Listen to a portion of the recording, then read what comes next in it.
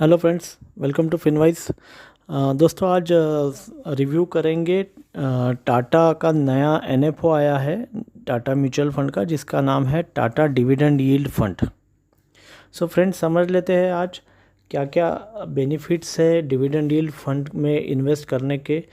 हमको क्या इसमें निवेश करना चाहिए तो क्यों करना चाहिए, किस क्वांटिटी में करना चाहिए, और क्या ये सही टाइम है डिविडेंड यील्ड फंड्स में निवेश करने का।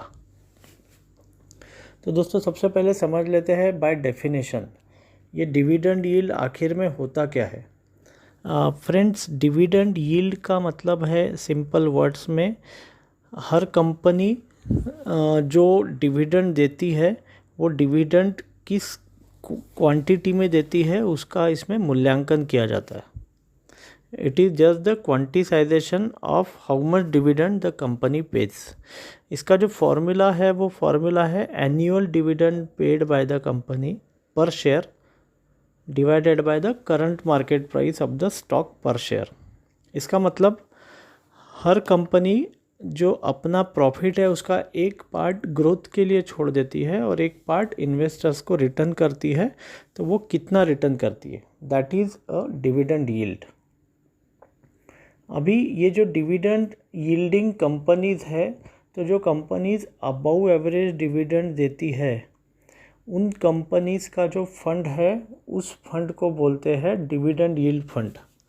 इसका मतलब ये हो गया कि अगर कोई डिविडेंड यील्ड फंड में आप निवेश करते हो तो ये आपको श्योरिटी है कि इसमें वही कंपनीज़ है जो अबव एवरेज डिविडेंड्स इन्वेस्टर्स को देती है। अभी समझते हैं कि ये डिविडेंड यील्ड फंड का क्या मायने रखते हैं। तो डिविडेंड यील्ड फंड उन कंपनीज़ का फंड है जो कैश रिच कंपनीज़ है और जो अपने प्रॉफिट का एक स्लाइस या प्रॉफिट का एक शेयर जो है वो इन्वेस्टर्स को देती है। दोस्तों, जो स्टॉक जब ग्रो होता है, क्योंकि कंपनी का बिजनेस ग्रो हो रहा है तभी स्टॉक ग्रो होता है, आइदर ग्रो होने के बाद में ग्रो होता है या फिर एंटीसिपेशन में ग्रो होता है। तो इसके दो पार्ट रहते हैं। एक पार्ट है जो स्टॉक में रिटेन किया जाता है और एक पार्ट है जो एज अ एनुअल कैश या जब भी कंपनी डिविडेंड डिक्लेयर करती है तो इन्वेस्टर्स को रिटर्न दिया जाता है, जो इन्वेस्टर्स के अकाउंट में आ जाता है। अभी इन कंपनीज़ जो कैश रिटर्न करती है, जो कैश रिच कंपनी है, उनके पास में एक स्टेबल डिज़ाइन रहता है, एक स्टेबल कैश फ्लोज रहते हैं। ये कंपनीज़ की ऑपरेशनल एफिशिएंसीज अबव एवरेज रहती है और इनके पास कंसिस्टेंट मार्जिन रहती है। ईयर ऑन ईयर ये कंपनीज़, क्योंकि ये डिविडेंड्स देते जा रही है, तो ईयर ऑन ईयर इनका जो बिज़नेस है वो एक स्टेबल ग्रोथ पोस्ट करता है, क्योंकि इनके पास में एक वेल एस्टेब्लिश्ड मॉडल रहता है। और ये कंपनीज़ को अगर एज अ स्ट्रेटेजी इसमें इन्वेस्ट किया जाए तो एक्सपीरियंस यही बताता है कि इन कंपनीज़ में जब आप डिविडेंड यील्ड कंपनीज़ में इन्वेस्ट करते हैं तो ये मार्केट का जो डाउन साइड है या इकोनॉमी का डाउन साइड है उस टाइम पे वेल्थ को अच्छी तरीके से कुशन करती है, जो कि इकोनॉमिक स्ट्रेस टाइम है। और एक्चुअली जब रिकवरी होती है तो ये कंपनीज़ का रिकवरी बाकी इंडेक्स स्टॉक से अच्छा पाया गया है। दोस्तों, यदि आप कोई भी इक्विटी पोर्टफोलियो को दो पार्ट में डिस्ट्रीब्यूट करना चाहिए, एक तो है ग्रोथ बकेट और दूसरा है वैल्यू बकेट। तो ये जो डिविडेंड यील्ड स्ट्रेटेजी है ये पार्ट फॉर्म करती है वैल्यू बकेट का। तो वैल्यू इन्वेस्टिंग जो स्टाइल है it is a very successful style, तो उस स्टाइल का एक पार्ट है डिविडेंड यील्ड स्ट्रेटेजी। दोस्तों, ये एनएफओ है 3 मई से लेके 17 मई तक। ये जो एनएफओ है इसका जो बेंचमार्क है वो Nifty dividend opportunities 50 total return index है। और इसके जो फंड मैनेजर्स है वो फंड मैनेजर है मिस्टर शैलेश जैन, जो इक्विटी का पार्ट देखेंगे। इनके साथ एक को फंड मैनेजर भी है मिस्टर राहुल सिंह। डेप्ट पार्ट देखेंगे मिस्टर मूर्ति नागराजन, और इसमें ऑफशोर इन्वेस्टिंग भी है, ऑफशोर इन्वेस्टिंग का कंपोनेंट भी है, तो ऑफशोर इन्वेस्टिंग देखेंगे मिस्टर वेंकटा सामला। तो ये जो एनएफओ है सबसे पहले समझ लेते हैं हमको इसमें इन्वेस्ट करने के पहले सबसे पहले समझ लेते हैं, ये जो स्ट्रैटेजी तो समझ में आ गया, पर क्या हमारा पैसा इसमें बनेगा, पैसे की बात पहले कर लेते हैं। तो ये जो आप चार्ट देख रहे हैं, इसमें ग्रीन लाइन है निफ्टी 50 जो स्टैंडर्ड इंडेक्स है इंडिया का, और जो निफ्टी डिविडेंड अपॉर्चुनिटीज़ 50 इंडेक्स जो ब्लू लाइन से दिखा गया। तो दोस्तों आप क्लियरली देख सकते हैं कि इसमें एक क्लियर कट मार्जिन है डिविडेंड यील्ड कंपनीज जो जनरेट करती है वो। ये जो मार्जिन है ये 14 ईयर्स का ट्रेंड है। तो 14 ईयर्स के ट्रेंड में हमको समझ में आता है कि लगभग 2% का clear cut margin in companies ने एनुअलाइज्ड बेसिस पे यानी CAGR बेसिस पे जनरेट किया है। 2% का मार्जिन एक सिग्निफिकेंट मार्जिन हो जाता है, और यही मार्जिन को अगर एब्सोल्यूट टर्म्स में हम लोग लेते हैं तो ये मार्जिन अप्रॉक्सीमेटली 93% में कन्वर्ट होती है लास्ट 14 ईयर्स में। So friend 93% difference in absolute returns is a significant difference. तो ये कंपाउंडिंग की पावर के कारण ये डिफरेंस हमको दिखता है। तो dividend yield strategy makes a clear cut sense by as compare to the normal या प्लेन वैनिला इंडेक्स।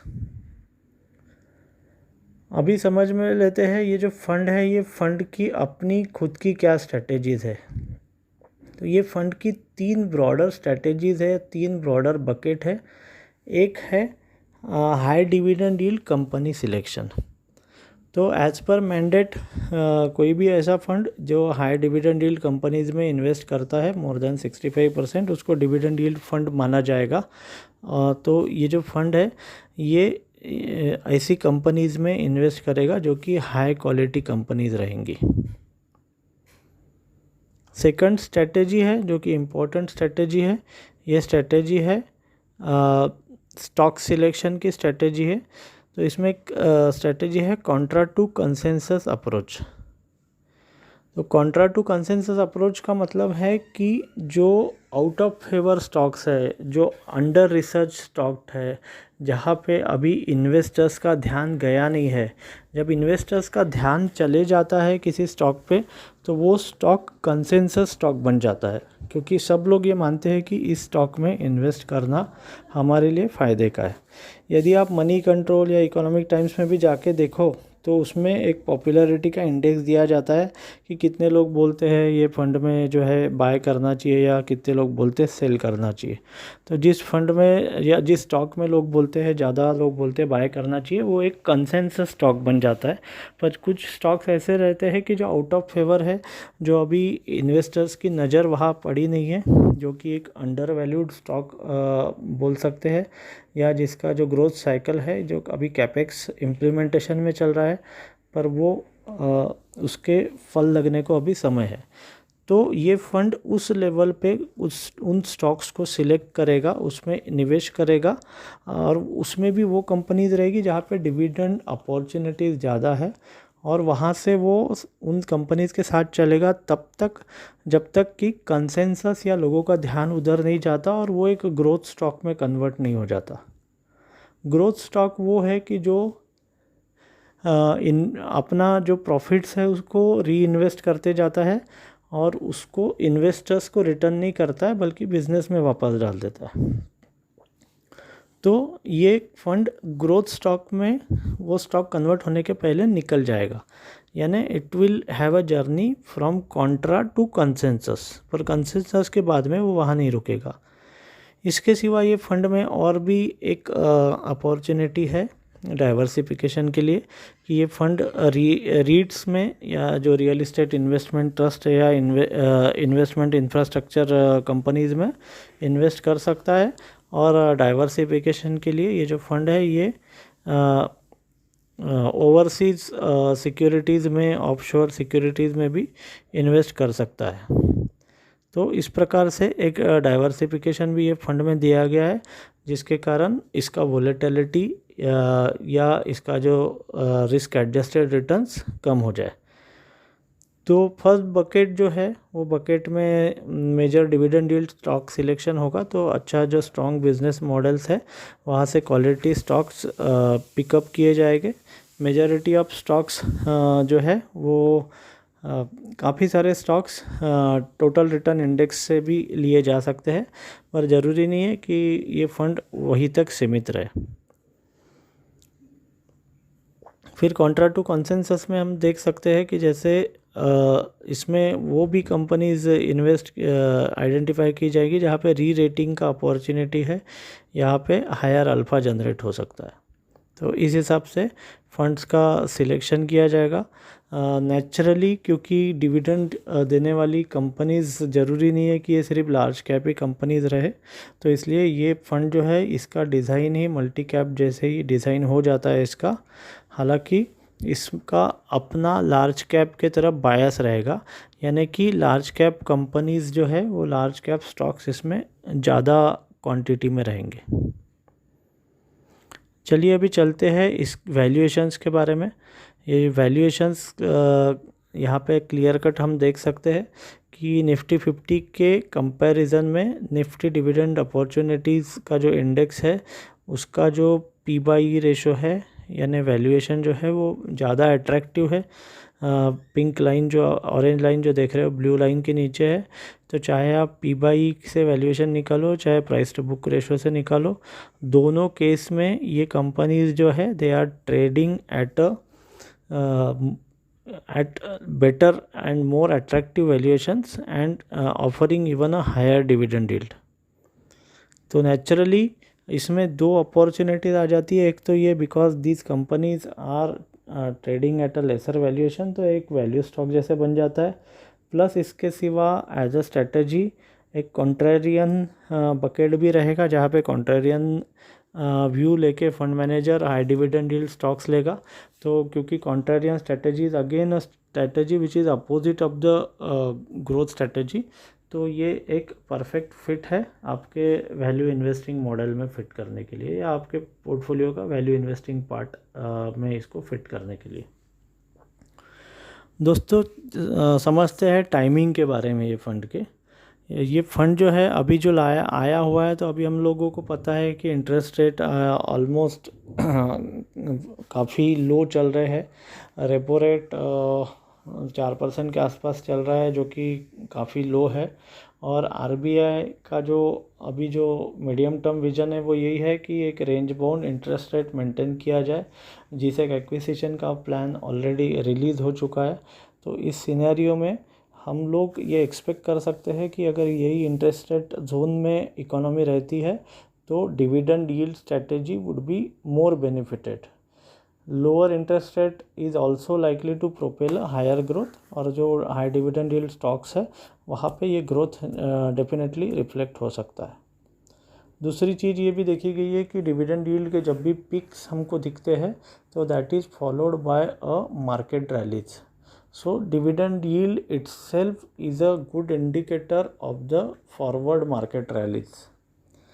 तो ये जो फंड है इसका टाइमिंग बिल्कुल सही लगता है, क्योंकि अभी जो इकोनॉमी है ये बेसिकली रीस्ट्रक्चरिंग और रिकवरी के फेज़ में है। तो ये इसके बाद जो रिकवरी होगी, मार्केट की तो रिकवरी हो गई है, पर अभी जो इकोनॉमी की जो फिज़िकल रिकवरी है वो अभी बाकी है। वो होने के बाद में उसके जो इम्प्रेशंस है वो मार्केट में हमको फिर से देखने को मिलेंगे। और अभी जो मार्केट में जो रैलीज़ है वो तो एक्सेस लिक्विडिटी के कारण आई हुई रैलीज़ है, बट जो इकोनॉमी रिकवरी के बाद की जो रैली रहेगी या जो रिकवरी रहेगी वो डेफिनेटली इन स्टॉक्स में रिफ्लेक्ट करेगा और एक अच्छा रिटर्न दे जाएगा। जो इन्वेस्टर्स 3 साल से 5 साल के हॉरिजॉन कम से कम रखते हैं उन इन्वेस्टर्स को ये फंड में ज़रूर निवेश करना चाहिए। ये जो वीडियो है ये कोई पर्टिकुलर रिकमेंडेशन या एडवाइस नहीं है, ये जो है ये एक हमारा पर्टिकुलर ओपिनियन है ये फ़ंड के बारे में। फ़ंड का जो सिलेक्शन है वो आपको आपके पोर्टफोलियो के बेसिस पे किया जाता है, न कि फ़ंड के बेसिस पे। तो आप आपके एडवाइज़र के साथ बैठ के आपके पोर्टफोलियो में इसका सूटेबिलिटी ज़रूर देख लीजिए।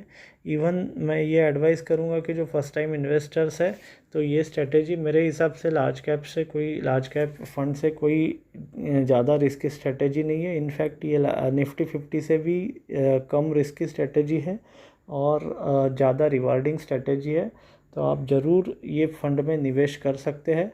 बिल्कुल ही नए इन्वेस्टर्स है और जिनका रिस्क एपेटाइट बहुत कम है, उनको मैं सजेस्ट करूँगा लमसम के जगह आप SIP के थ्रू ये फंड में निवेश कर सकते हैं। दोस्तों, मैं आशा करता हूँ आज का वीडियो जो है वो आज के लिए आपके लिए एनरिचिंग रहा होगा। अगर आपकी स्पेसिफिक कुछ कमेंट्स हैं तो आप कमेंट बॉक्स में डालिए, मैं उसका जवाब आपको 2 से 3 दिन में डेफिनेटली दे दूँगा। Friends, thank you very much. Thanks for choosing FinWise. I will request you to consider subscribing this channel. यदि आपको अच्छी चीज़ों से मन नहीं भरता और हटके चीज़ें आपको चाहिए तो आप सही चैनल पे आए हो। Thank you very much.